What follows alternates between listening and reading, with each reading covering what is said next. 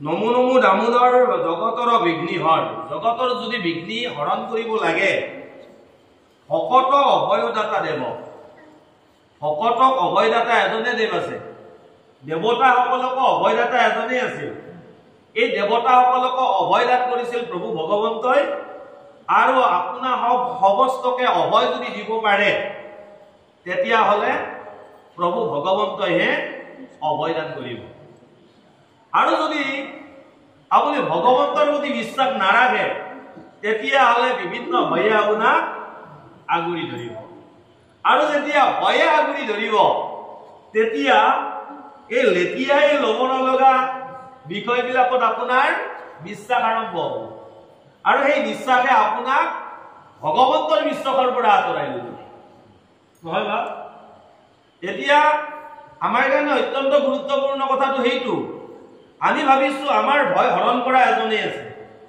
তেওঁই পৰম ব্ৰহ্ম তেওঁই ভগৱন্ত তেওঁৰ বাহিৰে ভয়ৰ কৰিব নোৱাৰে কোনে অন্ত আৰু সেই কাৰণে আমি ভগৱন্তক একান্ত বিশ্বাসত ৰাখিব লাগিব আৰু ভগৱন্তক একান্ত যদি বিশ্বাসত ৰাখিব নোৱাৰো বিভিন্ন ভয়ে ক্ৰিয়া কৰিব আৰু এই ভয়ে আমাক ভক্তি পন্থৰ পৰা আঁতৰাই দিব আমি সেই কথাবিলাকে দেখা পাই যাম এতিয়া আমাৰ ভগৱন্তত বিশ্বাস নাই নহয় বা নামত আমি ভগৱন্তৰ ভকতে হলো কিন্তু ভগৱন্তৰ ভজনাটো আমাৰ একেবাৰে নাই ভগৱন্তৰ ভজনা নাই কাৰণে আমি ভগৱন্তৰ কৰ্ম কৰিব পৰা নাই নহয় বা আৰু ভগৱন্তৰ যদি কৰ্ম কৰিব পৰা নাই তেতিয়াহ'লে আমি কৰিম বুলি ভবাৰো প্ৰয়োজন নাই এইকাৰণে ভকত হ'ব লাগিলে ভগৱন্তৰ ভজনা কৰিব লাগিব ভগৱন্তৰ কৰ্ম কৰিব লাগিব আৰু তেতিয়া আপুনি কৰিব পাৰিব সেই কথাটোকে কোৱা হৈছে লগতে কি কৈছে ভাগৱ হয় হৰণ হৈও নোৱাৰিব পাৰে ভজন হৈও নোৱাৰিব পাৰে বাবা হৰণ হৈয়ে যে পাৰিব হৰণটো লাগিব আশ্ৰয়টো ভগৱন্তক ল'ব লাগিব সেই আশ্ৰয়টো একান্ত বিশ্বাসযুক্ত আশ্ৰয় হ'ব লাগিব যদি বিশ্বাসটো যদি লৰভৰ হৈ থাকে হয়নে নহয় বা বিশ্বাসৰ যদি লটংকন হৈ থাকে তেতিয়াহ'লে ভজনটো ক'ত আহিব বিশ্বাসেহে মিলাই হৰি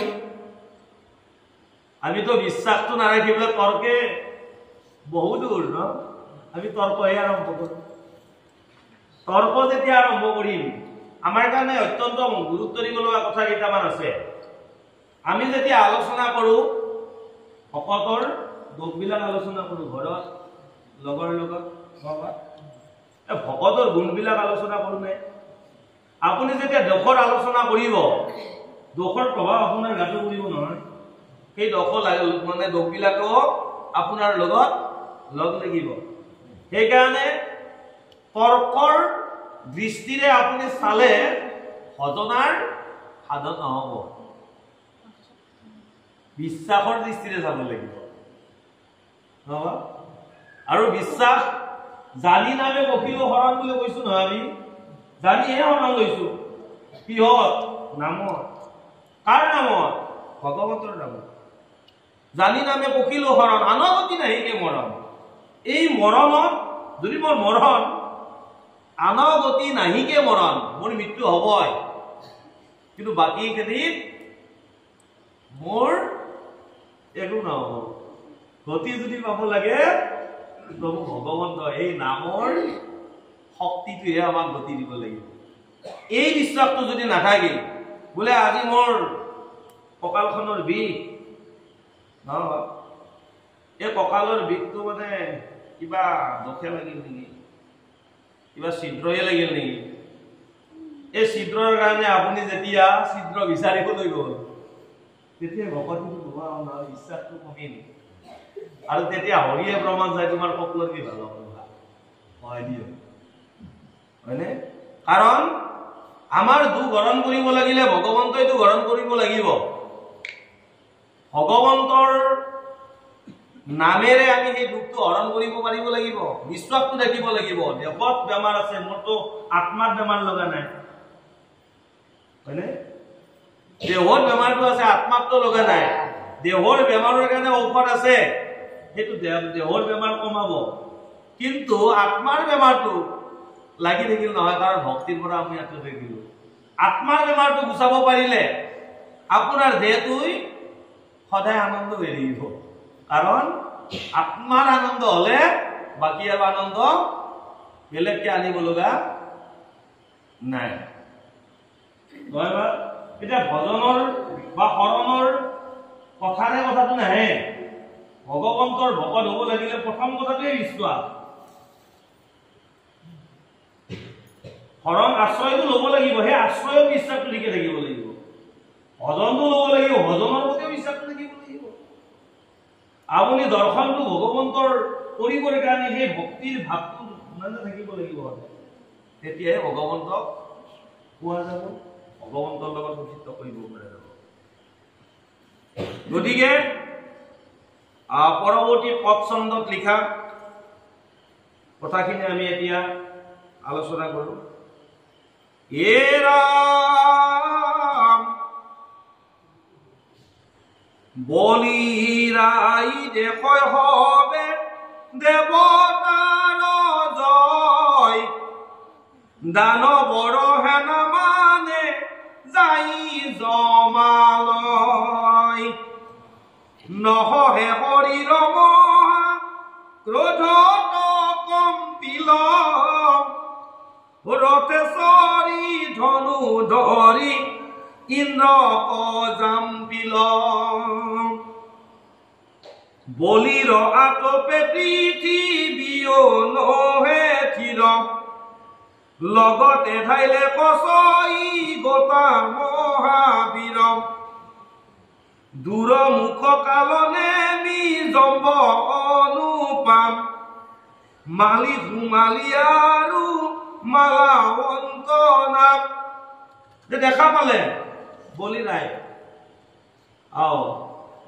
দৈত্যমাখানে যমৰ ঘৰত যাই আছে আৰু দেৱতাৰ জয় হৈয়ে আছে। এনেকেতো আৰু চাই থাকিব নোৱাৰি, বলিয়ে নিজে যুঁজিবলৈ আহে। এতিয়া ডাঙৰ কথাটো এই বলি, আমিও বলি। বল প্ৰয়োগ যেতিয়ালৈকে আমি কৰিম বুলি ভাবিম তেতিয়ালৈকে অহংকাৰটো থাকিব। মই বলি, মোৰ হাতৰ শক্তি আছে, মোৰ দেহৰ শক্তি আছে, মোৰ ভৰিৰ শক্তি আছে। যেতিয়ালৈকে আপোনাৰ এই ভাৱটো থাকিব, এইটো মোৰ হাত, এইখন মোৰ ভৰি, এইটো মোৰ দেহ, মই ইমান ধুনীয়া, এই ধৰণৰ মানে কি ভাৱটো যেতিয়ালৈকে থাকিব তেতিয়ালৈকে আপুনি বল প্ৰয়োগ কৰা বলি হৈ থাকিব। আৰু যদি তাক ত্যাগ কৰিব পাৰিছে তেতিয়াহ'লে আপুনি আপোনাৰ এই মোৰ আৰু মই বোলা অহংকাৰটো বলি দিব পাৰিব। আৰু যেতিয়া মই আৰু মোৰ এই ভাৱটো আপুনি বলি দিব পাৰিব তেতিয়া আপুনি ভগৱন্তৰ দাস হ'ব পাৰিব। আৰু ভগৱন্তৰ দাস যেতিয়া হ'ব তেতিয়া ভগৱন্তৰ কৃপাত আপুনি শপতৰ পৰ্যায়লৈ যাব পাৰিব। এতিয়ালৈকে আমি বাৰু নিজকে বলি বুলি ভবা চৰিত্ৰবিলাক ত্যাগ কৰিব পাৰিছোনে বা? মানে বলিয়ে ভাবে, বলনে আপোনাৰ বল থকা বুলি যেতিয়ালৈকে ভাবে তেতিয়ালৈকে আপুনি মানে বলি হৈ আছে ন, মহাবলি। তেতিয়ালৈকে আপুনি কাকো কেৰেপ নকৰে। বলিৰো সেই একেই কথা। দানৱৰ হাতত মানে দেৱতাৰ হাতত দানৱৰ পৰাজয় হৈয়ে আছে, হৈয়ে আছে। এনেকৈতো আৰু চাই থাকিব নোৱাৰি। মই এনেকে চাই থাকিলে কেনেকে হ'ব? মইতো জানেই লগত আৰু 6 জন আনিছে। কোন কোন? নাম কেইটা দিছে, কি বুলি দিছে? কাল নেমি, দুৰুমুখ, মালি, কুমালি, মালাৱন্ত। এই 6টা। আৰু এই 6টাৰ লগতে বলিয়ে দেৱতাৰ লগত, এই 6টা আৰু বলিয়ে দেৱতাৰ লগত যুঁজ কৰিব।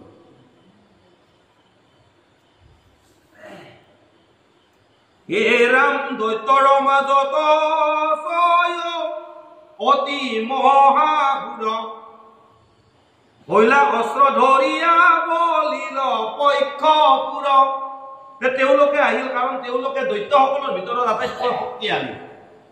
আহি বলিৰ লগত কি কৰিছে? বলিৰ পক্ষত থিয় হৈছে আৰু বলিৰ যি বাঞ্ছা, বলিৰ যি আশা, বলিৰ যি আকাংক্ষা, সেই আকাংক্ষাটো পূৰ্ণ কৰিব কাৰণে চিন্তা কৰিছে। পাছে বলি কৰিলে ধনু টংকাৰ, হাজাৰে কহৰবাসী কৰিলা প্ৰহাৰ। বলিয়ে কি কৰিছে? ধনু হাতত লৈছে আৰু শৰ নিক্ষেপ কৰিছে। আৰু শৰ যেতিয়া নিক্ষেপ কৰিছে, এই শৰে ভয়ৰ সৃষ্টি নিশ্চিত কৰিব। এতিয়া বলিৰ শৰ আৰু দেৱতাৰ শৰ। এতিয়া শৰ বুলি কওঁতে আমি ধনুৰ পৰা বান মানে কি এৰি দিয়া বানটালৈকে বুজো নহয় বা? আমিও এতিয়া শৰ প্ৰয়োগ কৰি থাকো, শৰ বিলাক কৰি থাকো। শৰ মানে বান নহয় বা? বান মানে বাক্য বান কৰি থাকো, শৰটো মাৰিয়ে থাকো। এতিয়া বাক্যটো আপুনি যদি ভালকে কৰিছে তেতিয়াহ'লে তাৰ ভাল ফলটো আহিব নহয় বা? আৰু বাক্যটো যদি আপুনি অহংকাৰেৰে কৰিছে তাৰ ফলটো বেলেগ হ'ব নহয় জানো? এতিয়া আমি বান মাৰি আছো, কি বান মাৰি আছো?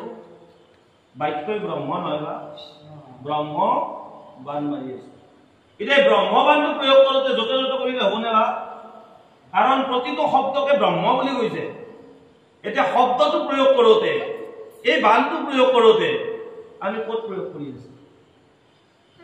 আপোনাক যদি গালি পাৰি ফেলে কৈছো সেইটোও ব্ৰহ্ম বাক্যই কৰি আছো। ব্ৰহ্মবান মাৰি থকা নাই জানো? শব্দই ব্ৰহ্ম, হয়নে? এতিয়া বানডাল মাৰোতে, এই বানটো মাৰোতে আপুনি যদি ভগৱন্তৰ নামযুক্ত শব্দ বান মাৰে তাৰ ফলটো ভাল হ'ব ন? মানে সেই শব্দ মানে আপোনাৰ বিপৰীত ক্ৰিয়াবিলাকক বৃদ্ধি থাকিব, বেয়া কথাবিলাকক বৃদ্ধি থাকিব। আৰু বেয়া কথাবিলাক যেতিয়া বৃদ্ধি হ'ব, সেই বেয়া কথাবিলাক লাহে লাহে নোহোৱা হ'ব। বেয়া দৃষ্টিবিলাকক আপুনি ত্যাগ কৰিব পাৰিব, বেয়া কথাবিলাকক আপুনি ত্যাগ কৰিব পাৰিব, বেয়া কথা শুনাবিলাকক আপুনি ত্যাগ কৰিব পাৰিব। কাৰণ সেই ব্ৰহ্মময় বাক্যহে আপুনি শুনিছে, ব্ৰহ্মময় বাক্যহে আপুনি কৈছে, ব্ৰহ্মময় বাক্যৰে ভগৱন্তৰ নামযুক্ত পদৰ আপুনি ধ্যান লৈছে। সেইকাৰণে বান, এইফালে বান এৰিছে হাজাৰ হাজাৰ বান, আমিও তেনেকুৱা হাজাৰ হাজাৰ বান এৰি দিওঁ আৰু সেই বানেই আমাক বিন্ধে, বিন্ধিলে দুখ পাওঁ। আপোনাক মই যেতিয়া বেয়াকে কৈ দিম আপুনি দুখ পাবনে নাই? এই মোৰ সৰু ল'ৰাটোৰ দৰে ল'ৰা বাপ ইমান কামকে বিন্ধিলে, বিন্ধাৰ লগে লগে আপোনাৰ মুখৰ পৰা কি হ'ব? আপুনি যদি মুখৰ পৰা কি এৰি দিব? আপুনিও বান এপাত এৰি দিব নহয়, কি বান দিব? যদি আপুনি ভকত হয় তেতিয়াহ'লে সেই বিন্ধাৰ সময়ত এটাই ক'ব, হে প্ৰভু তেওঁক সুমতি দিয়া। আৰু আপুনি যদি ভকতৰ শাৰী লৈ আহিব পৰা নাই তেতিয়া কি ক'ব? মৰাণ নহয়, হয়নে নহয়? গতিকে আপুনিও বান আপোনাক কোনে মাৰিছে, কি মাৰিছে সেইটো লৈ নাচাব। আপোনাক মৰা বান পাৰৰ প্ৰত্যুত্তৰটো কি হ'ব লাগিব? আপোনাক যদি বেয়া বান মাৰাৰ কাৰণে আপুনি বেয়া বানে মাৰে, এই ভকত আৰু ভকতৰ মাজৰ পাৰ্থক্যটো কি থাকিব? আমিতো সেই কথাবিলাক নাচাওঁ। কাৰণ বানপাত আপোনাক যেতিয়া বেয়া বানটো মাৰি দিয়ে, আপুনি বেয়া বানটো বান্ধে, বেয়া বানত মানে কি হ'ব? সেই বেয়াৰে প্ৰকাশ হ'ব। এতিয়া বেয়া বানপাতক পৰাভূত কৰিব কাৰণে ভাল বানপাত যাব ন? আপোনালোকে এই কৃষ্ণখন চাওঁতে দেখা পাইছে নহয়, কোনোবাই যদি অগ্নিবান মাৰিছে, হয়নে বা? এইফালৰ পৰাই পানী উঠাই দিছে, পানীয়ে অগ্নি নুমাইছে, হয়নে? এই যে বান বিলাক, সেইকাৰণে বান মাৰোতে আপুনি নিজে সচেতন হ'ব লাগিব। আমি আটাইতকৈ বেছিকে মাৰো বাক্যবানত। আমি যে মৰি আছো, আমি যে ভকতৰ পৰ্যায়লৈ যাব পৰা নাই, মূল বাক্যবানটো আমাৰ ঠিক নহয়। কাৰণে ৰাতিপুৱাই ভগৱন্তক বাক্যটো দি থৈ আহো আৰু তাৰ পিছতে আমাৰ বাক্যটো লচৰ হ'ব। আৰু সেই বাক্যবানৰ কাৰণে আমি সেই দৈত্যৰ চৰিত্ৰবিলাককে বেছি গুৰুত্ব দিব লগা হৈছে। আমাৰ দৈত্যাৰী চৰিত্ৰবিলাকে গাবৰ শিকি আছে। সেইকাৰণে দৈত্যৰ চৰিত্ৰ ত্যাগ কৰিব লাগিলে আপুনি বান প্ৰয়োগ কৰোঁতে সচেতন হোৱা উচিত। ইয়াতো বলিয়ে হাজাৰ হাজাৰ বান মাৰিছে আৰু বান মৰাৰ প্ৰত্যুত্তৰ কি আহিছে? অমৃতৰ পানে হৃষ্ট পুষ্ট আখণ্ডল বিষ্ণুৰ প্ৰসাদে বাঢ়ি আছে তেজ বল কটাক্ষ নকৰে আতি নিৰ্ভয় স্বভাৱে আকাশতে কাটিলা হৰ কহৰ গাৱে। এতিয়া নহ'ল ন, তেওঁলোকে অমৃত পান কৰি আছে, তেওঁলোকৰ ভগৱন্তৰ কৃপা দৃষ্টি হৈছে আৰু এই ভগৱন্তৰ কৃপাতে ওলোটাকৈ শৰ নিক্ষেপ কৰিছে আৰু সেই শৰে নিৰ্ভয়ভাৱে সেই শৰক সন্ধান কৰিব পাৰিছে। আপোনাক কোনোবাই বৰ বেয়াকে কৈছে, আপুনিতো ভালকে কওক।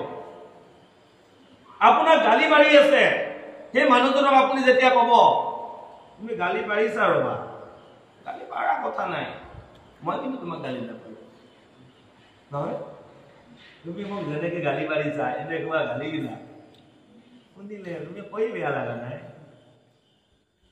তোমাৰ গালিবিলাক নোহোৱা কৰিবৰ কাৰণে ভগৱন্তই কৃপা কৰে। মই এই গালিবিলাক ভগৱন্ততহে দি দিলো। এতিয়া মানুহজনে ভাবিব মানুহজনক ইমান টান কিয় কৰিব, কিন্তু মানুহজনে ইমান মানে কি শান্তভাৱে কথাবিলাক ল'লে। তেওঁ লাহে লাহে বুজিব আৰম্ভ কৰিব, লাহে লাহে বুজিব আৰম্ভ কৰিব যে মানুহজনক এনেকে কোৱাটো মোৰ উচিত নাছিলে। এদিন হলে আপোনাক কব যে সিদিনা মই আপোনাক যেনেকে কৈছিলো অপৰাধ হৈ নাথাকিব। কিন্তু আপুনিও যদি সেনেকে কয় কি বুলি কব? শকত হৈ সেনেকে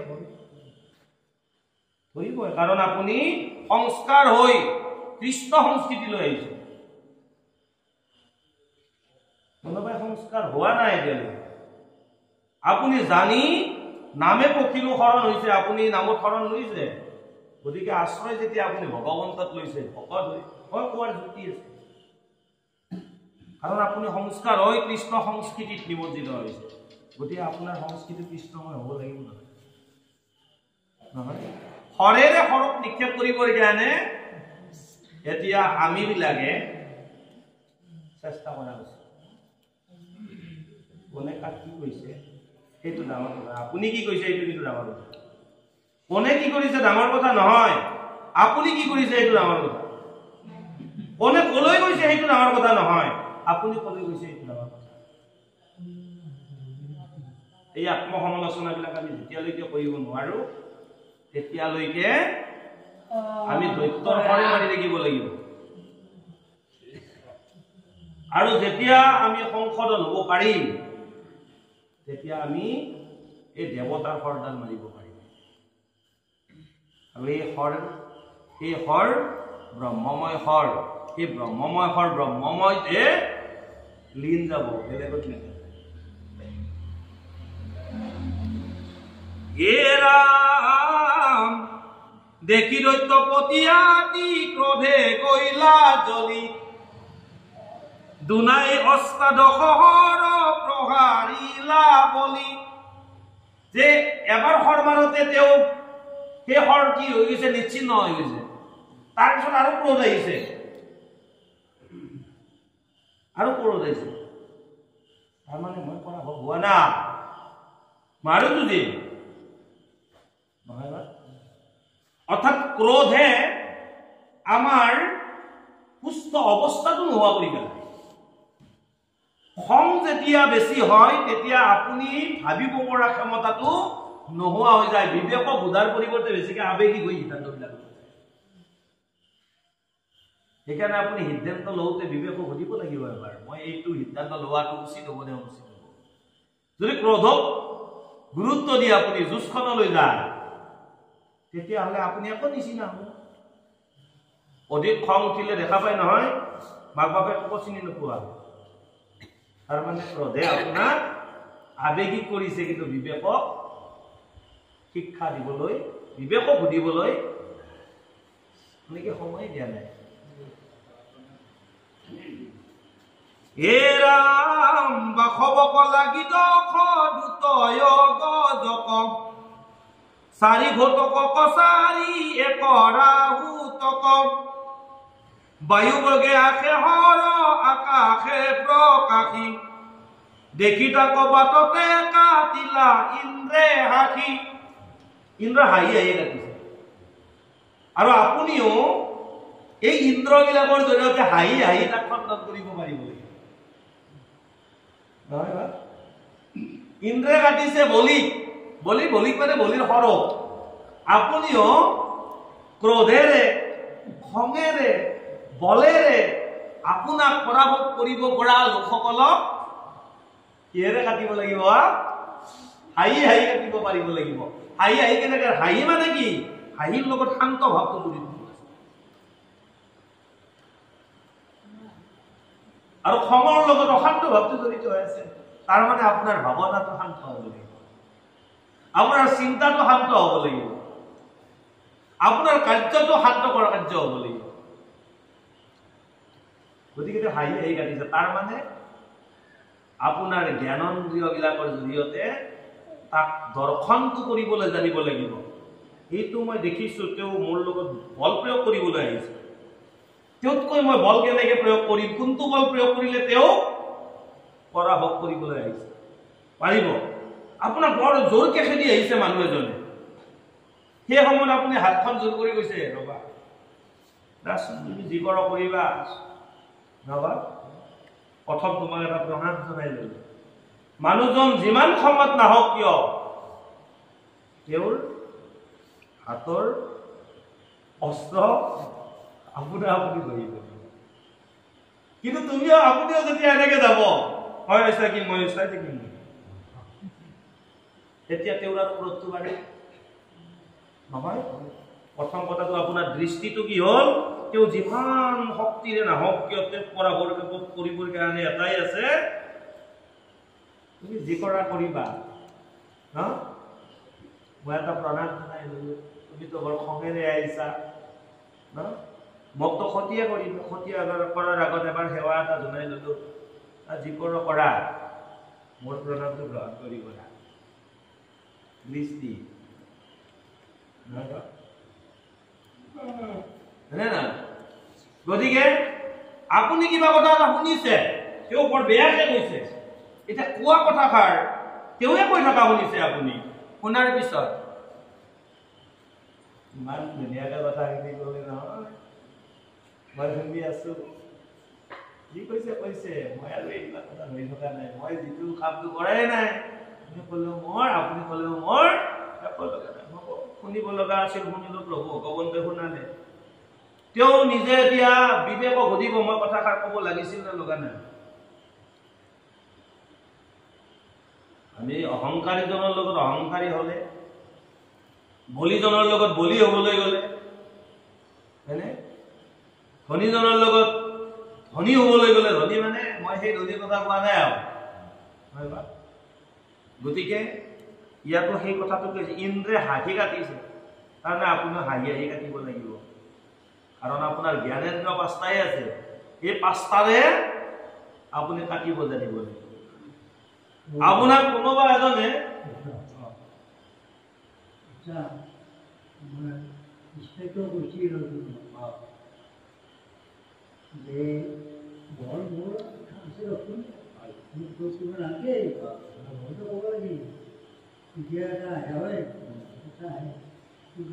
আমার ভগবতী নিজেও বসি যাতে তো আত্মটাই বধ করলে মানে পাপ নাই। আমি যে আমার যদি কেটে বিনা কারণ তার নাই দেখি মানে মারাটা নিজেও আপুনি তো বধে কৰিলে, বিনা কাৰণ আপুনি তো বধে কৰিলে, আপুনি ভক্তিৰে বধ কৰিছে, আপুনি ধৰ্মৰে বধ কৰিছে। এইটো বধ হোৱা নাই জানো? তেওঁ পৰাভৱ হ'ল মানে কি, তেওঁ যেতিয়া হাতৰ অস্ত্ৰখন পেলাই দিলে, তাৰ মানে এক প্ৰকাৰ তেওঁৰ শক্তিটো আপুনি বধ কৰিলে নে নাই?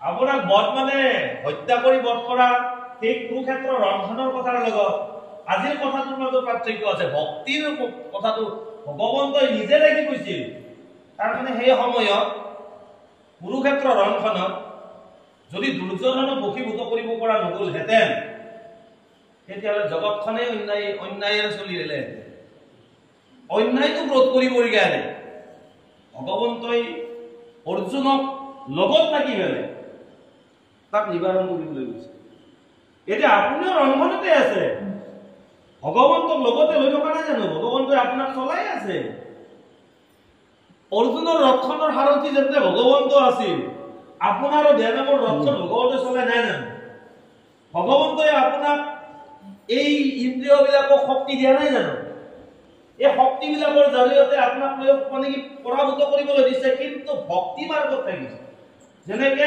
ভগৱন্তক অৰ্জুনে প্ৰতিটো সময়তে বিশ্বাসত ৰাখি যুঁজিছিল আপুনিও সেই বিশ্বাসত ৰাখিবলৈ যুঁজিব লাগিব তেওঁ কাটিব আহিছে মই কাটি দিম সেই বিশ্বাস নহয় তেওঁ কাটিব আহিছে কিন্তু তেওঁ নাকাটাকৈ ৰাখিবৰ কাৰণে মোৰো এটা যুঁজ কৰাৰ কি আছে শক্তি আছে কাৰণ তেওঁক মই এতিয়া হত্যা কৰিব নোৱাৰো কাৰণ তাত ভগৱন্তৰে সেই আত্মাটো আছে গতিকে তেওঁ দেহৰ বীৰত্বটো দেখুৱাব আহিছে তেওঁ দেহৰ বীৰত্বটোক মাৰিব লাগে কেনেকে মাৰিব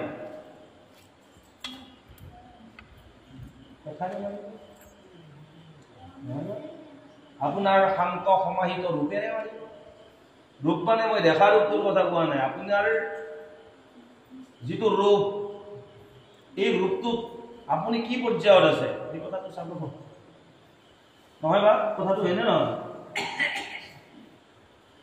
এ ৰাম চন্ন বৈলৱান গণ নপাইল অচৰ ধনু টানি টংকাৰ কৰন্ত পুৰন্দৰ বলি কবলন্ত আবে তোৰ লইব প্ৰাণ আকৰ্ণ পুৰিয়া প্ৰহাৰিলা হাতী বান হে ৰাম পৱন সংসাৰে গয়া দত্তেন্দ্ৰ পাইল হৃদয়ত পৰিহৰ পিঠিত বজাইল বৰছত পায়া মূৰ্ছা গৈলা বীৰ বলি খনেকে হস্তমহুয়া ক্ৰোধে গৈলা জ্বলি ধনু এৰি ভয়ংকৰ শকতি উচাই মেঘে যে নগৰ্জে কবে বাখব কচাই থাক থাক আজি ইন্দ্ৰ খাইব তোৰ মুণ্ড এই শকতি কহানি সখাৰিব মুন ভুণ্ড হে ৰাম তোক প্ৰাণে বধি পাছে ত্ৰিদশক মাৰো যত দৈত্য মাৰি আছে তাৰ মান হাৰো বাসবে বলন্ত অৰে লতক অসুৰ খনিতে কব ৰহতৰ দৰ্পকৰো চুল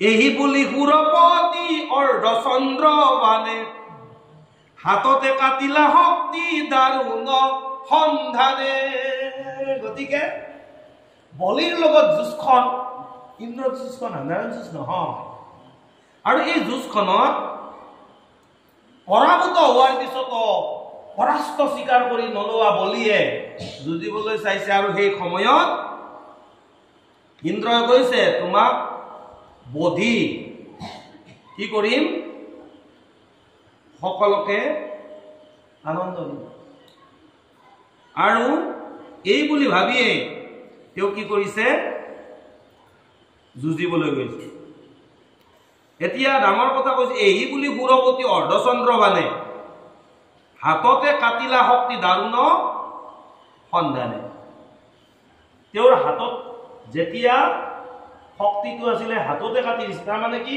তেওঁৰ অস্ত্ৰৰ শক্তিটো হাততে কাটিছে আৰু তেওঁ মানে কি মাৰিব পৰা নাই তাৰমানে লাহে লাহে তেওঁৰ শক্তিটো নোহোৱা হৈছে প্ৰয়োগ মানে কি বান প্ৰয়োগৰ সঠিক সময়টো তেওঁ এতিয়া নিৰ্ধাৰণ কৰিব পৰা নাই হে ৰাম দেখি দৈত্যপতি হাতে শুল লৈলা আনি তাক কাটিল ন ইন্দ্ৰে ভাল হৰ হানি ফুলছেদ দেখি বলি ধৰিলা তোমাৰ ফুৰহৰে তাকনি পাতিলা পুৰন্দৰ দেখি খঙে পুনৰপি হাতে লৈলা প্ৰাকৰ সঞ্জলিক বানে তাক কৰিলা বিনাশ লৱে মানে হৰবলি আনিবে নপাৱে হাততে কাতন্ত ইন্দ্ৰে অলক্ষিত ভাৱে